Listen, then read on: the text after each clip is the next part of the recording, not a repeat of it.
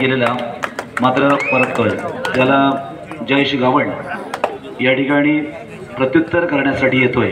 मित्रांनो, कालच्या दिवसामध्ये देखील याच टप्प्यामध्ये पोहोचलेला हा जय हनुमान उचेडी संघ आहे आणि आता जयजी आणि वरुणला मात्र काही बाहेर पडता आलं नाहीये। पुन्हा एकदा गावण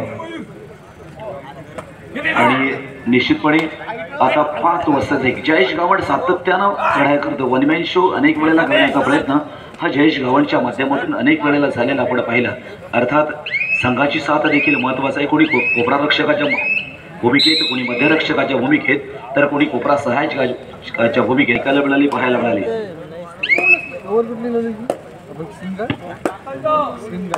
आता मात्र शुभम 5 नंबरची जर्सी परिधान केलेला गौरवी मुंढाळी संघाचा खेळाडू अर्थात शुभम चढाईसाठी जातो। एक उंचपुर मध्यम शरीरयष्टी, खरं तर कबड्डीसाठी एक पोषक अशी शरीरयष्टी आपण शुभमकडे पाहतोय।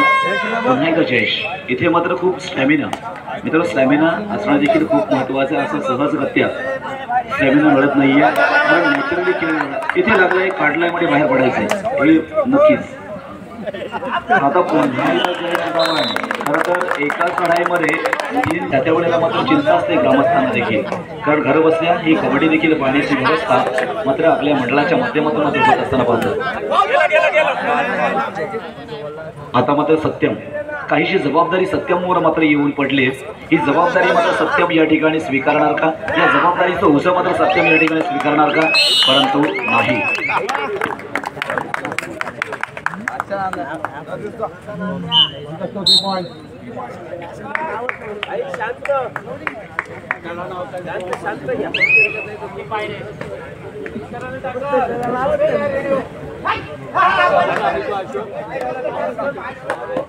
सोहम गावण 0-0 आणि 0-9 या ठिकाणी आपण थोडासा काहीतरी एका बाजूनं गुणांची संख्या मात्र गुणांचा डोंगर मात्र वाढत असताना आपण पाहतोय, परंतु मुंढाणी देखील या ठिकाणी काही कच्च्या गुरूचा चेला नाहीये। त्याने देखील अनेक स्पर्धा घडवलेल्या आहेत, अनेक स्पर्धा गाजवलेल्या आहेत। मात्र काही वेळेचा देखील त्या ठिकाणी आपण वाट पाहत असतो, कारण ती वेळ येणं देखील गरजेचं आहे आणि त्या वेळेची देखील या ठिकाणी मुंढाणी संघ वाट पाहणार का की पाहतोय। पुन्हा एकदा सातत्यानं चढाई करणारा वरुण पुन्हा एकदा चढाईसाठी सज्ज होतोय। यश अपयश या मित्रांनो 2 बाजू आहेत, कधी यश मिळणार तर कधी अपयश मिळणार। सुखामागून दुःख असतं, दुःखामागून सुख असतं, भरतीनंतर ओटी असते, ओटीनंतर भरती असते। तसाच कबड्डीचा खेळ आहे, कधी आनंद देणार कधी दुःख देणार, कभी खुशी कभी गम याच लाईनमध्ये आपण पाहत असतो। पुन्हा एकदा जयेश सातत्यानं चढाया, मित्रांनो एवढ्या चढाया करणं काही खाऊकम नाहीये आणि त्या चढायांमध्ये फक्त जाऊन येणं हे देखील होत नाहीये, तर गुण देखील मिळवतात, कारण गुणांची देखील त्या ठिकाणी मालिका आपल्या संघाच्या बाजूने देखील मिळवणारा खेळाडू आहे। यशाचं शिखर मात्र गाठायचं आहे, त्यासाठी प्रयत्नांचे डोंगर मात्र चढावेच लागणार आहे, तेव्हा कुठे यशाची हिरवळ आपल्याला मिळणार आहे। आणि यशाच्या बाजूने झुकणारा संघ अर्थात सध्या तरी आपण पाहतोय 0-0-9 आहे आणि इथे मात्र कुठेतरी गुण मिळवण्याची चिंता मात्र सातत्यानं भेडसावत आहे। मात्र याच चिंतेचं रूपांतर आनंदात होणार का? गावदेवी मुंढाळी संघाच्या बाजूने जर विचार केला तर की तिकडे उचेडी संघ आपली गुणवत्ता सातत्यानं टिकवून ठेवणार का? हे दोनही प्रश्न मात्र या ठिकाणी आहेत। खूप प्रयत्न करून सुद्धा या ठिकाणी काही यश मात्र मिळत नाहीये, म्हणजे एवढी सक्षम आणि भक्कमपणे मग चढाईच्या माध्यमातून असेल किंवा क्षेत्ररक्षणाच्या भूमिकेमधून असेल, इथे उचेडी संघ मात्र खरं तर एक यश असतो। कबड्डी खेळ हा खेळताना मित्रांनो त्या खेळाचा ध्यास असणं गरजेचं आहे, मग तसा अभ्यास देखील आपल्याकडे असणं गरजेचं आहे, कारण कोणतीही गोष्ट अभ्यासाशिवाय पूर्ण होत नाहीये, ती अपूर्णच असते। म्हणून फक्त खेळायचं म्हणून खेळायचं नाहीये, अभ्यास पूर्ण खेळणं हे देखील महत्त्वाचं असतं या कबड्डी क्षेत्रामध्ये। पुन्हा एकदा जयेश गावण, पुन्हा एकदा जयेश यशस्वी ठरतोय, काहीच सूर मात्र गवसत नाहीये। अर्थातच या ठिकाणी गावदेवी मुंढाणी या संघाला निश्चितपणे सूर गवसणं देखील तितकंच महत्त्वाचं आहे हितचिंतकांच्या माध्यमातून, कारण हितचिंतक देखील आपल्या संघाच्या विजयाच्या सलामाची आतुरतेनं वाट पाहतात। इथे मात्र काही बलदंड असा संघ आपण पाहतोय, तो म्हणजेच उचेडी। परततोय, रिक्त हस्ते परततोय. काही अपेक्षा व्यक्त केल्या जातील का गावदेवी मुंडाणी संघाच्या बाजूनं? मयूर हा तारणहार आपल्या संघाला ठरवू शकतो का? ही मात्र आशा मात्र आहे. हितचिंतक देखील त्या बाजूनं आहेत. पाठिंबा देणारे हितचिंतक अजून देखील संघाच्या मागे उभे आहेत. मात्र रसिक प्रेक्षक मोठ्या आतुरतेनं या अंतिम सामन्याची वाट पाहत राहिला. अगदी सुरुवातीपासून आतापर्यंत हा रसिक प्रेक्षक वर्ग या ठिकाणी थांबला आणि अंतिम सामन्याची मात्र या ठिकाणी दखल घेतली जाते. उद्याच्या सोशल मीडियामध्ये देखील आपल्या संघाचं नाव येणार. किती मोठा हर्षाचा आनंदाचा क्षण असेल आणि हेच आपल्या संघाला, आपल्या ग्रामस्थांना, आपल्या हितचिंतकांना अपेक्षित असते. मग 4 संघ कोणते?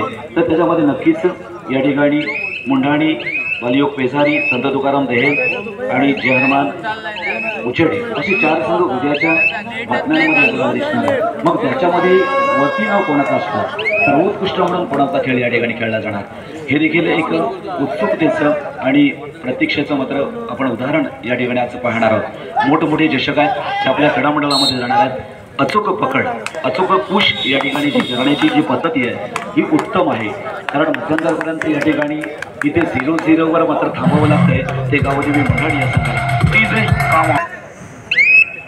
पाहायचं आहे मध्यंतर नंतरचा मात्र आपण सामना.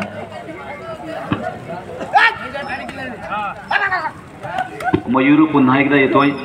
मयूरकडनं मात्र काही अपेक्षा व्यक्त केल्या जात आहेत. कारण जेवढी मध्यंतराच्या अगोदरच्या वेळ असतो ना तेवढाच वेळ मध्यंतर नंतर असतो. म्हणजे अजून देखील असे आहे त्यांना उडून आणायचं, यांना मात्र टिकवायचं आहे. या 2 बाजू या ठिकाणी निश्चितपणे मांडायच्या आहेत. एकाला मिळवायचं आहे, एकाला टिकवायचं आहे. मग अशाच मिळवायच्या आणि टिकवायच्या भूमिकेमधून दोनही संघ ज्या वेळेला या कबड्डीचा वावर करतील ना, कबड्डीतला खेळ करतील ना, तेव्हा कुठे आमच्या रसिक प्रेक्षकांना या सामन्यातील खऱ्या अर्थानं आनंद हा साजरा करता येणार आहे. एक ताणतणावाला मुक्ती देण्याचं काम या कबड्डी क्षेत्रामधून केलं जातं. आणि असा कबड्डीचा खेळ एक आनंद देणारा क्षण, एक मनोरंजनात्मक पद्धतीनं आपण अजमावायचा खेळ.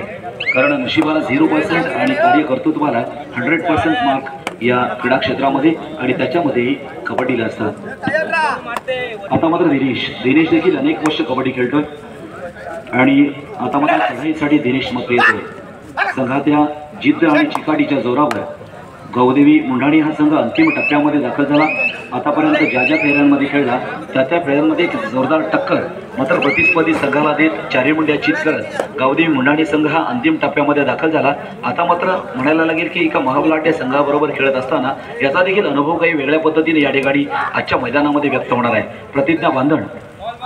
प्रतिज्ञा क्रीडा मंडळ बांधण या संघानं मात्र आयोजित केलेली कबड्डी स्पर्धा 32 संघांची कबड्डी स्पर्धा.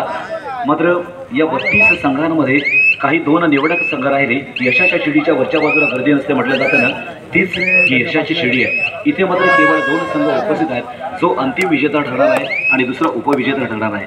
आणि 2 संघ मात्र या ठिकाणी डिक्लेअर झालेत, जे 3 आणि 4th क्रमांकाचे मानकरी ठरलेले आहेत, ज्यामध्ये निश्चितपणे ते संघ थोड्याच वेळात आपण घोषित करणार आहोत.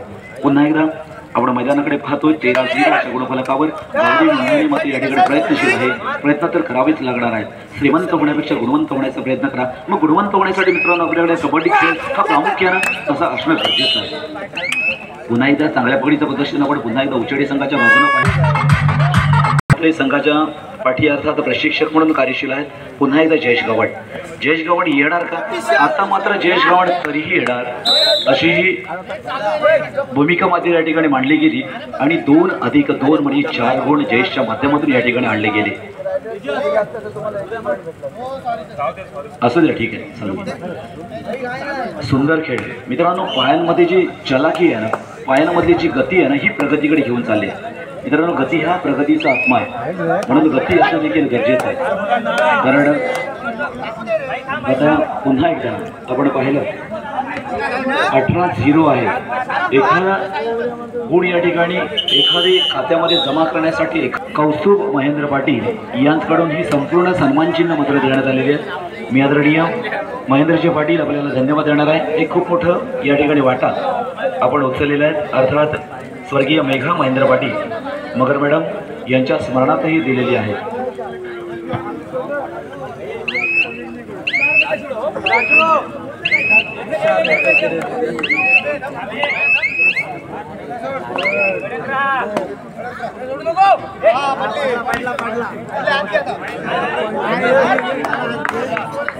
या ठिकाणी संपूर्ण कबड्डी स्पर्धा YouTube लाईव्ह आहे.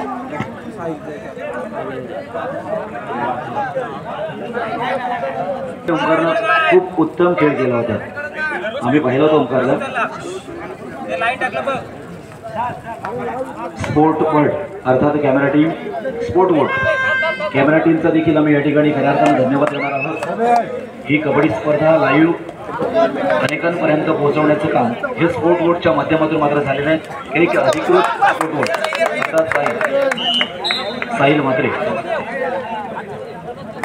19-2 या स्पोर्ट बोर्ड साहिल म्हात्रे आपला देखील या ठिकाणी मंडळाच्या वतीनं मी हिरामनजी समजितकर आपणास विनंती करणार आहे. आपल्या शुभस्ते साहिल म्हात्रे याचा देखील सन्मान करायचा आहे. ही संपूर्ण कबड्डी स्पर्धा YouTube लाईव्ह ज्यांच्या माध्यमातून करण्यात आली. घरबसल्या देखील या कबड्डी स्पर्धेचा आनंद लुटता आला.